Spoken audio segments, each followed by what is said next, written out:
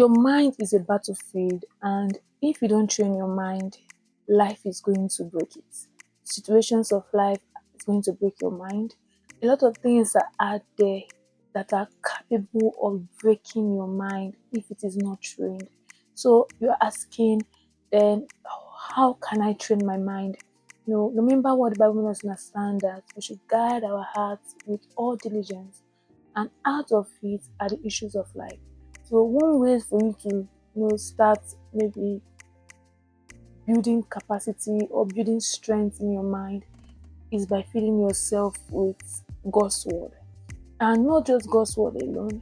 Remember what the Bible makes us understand, that whatsoever thing is true, whatsoever thing is pure, whatsoever thing is just, whatsoever thing is honest, if there be any virtue, if there be any praise, think on those things. One of the things that weakens the mind of a man is as a result of the things that the person or that individual expose his or herself to. So I want you to know that God has already given us a template or a pattern on how we should think. So in building your mind, you feed yourself with the right things. In building strength or capacity in your mind, you can build capacity by reading God's word, by praying, by interacting with people that you know that they will add value to your life, by engaging in things that you know will profit not just you physically, but things that is able to profit you in all spheres of your life. So I want you to know that your mind is a battlefield. The mind of a human being is vast. So it is left for you to make your mind, or to make do with it as a tool and not as a trap. Many people, what they are experiencing today is as a result of how they see their perception about life, how they view life, how they say things, and by so doing, them not having the right knowledge or whatsoever, they begin to tend to go towards the negative aspect of life, thinking negative things, thinking things that cannot boost their confidence in themselves or in God.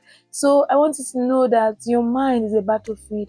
It is left for you. It is your decision to make do with it as a tool or as a trap. You can either you can allow yourself to wallow in self-pity. You can allow yourself to think about the things that you want to do for yourself. I want to know that there are many people, the situation you are right now, or whatever thing you're going through right now, you're not the first that is going through that particular thing, and you will not be the last. So the difference between you and someone that went through the same route or the same thing with you, and the person came out better than yourself, is as a result of what the person did, or it's as a result of the mindset of the person. So your mindset matters a lot in making you become who you want to be, or making you become someone in life. Your mindset matters a lot. So your mind can either be a tool for you, or it can be a trap that will either destroy you. So I want you to take note.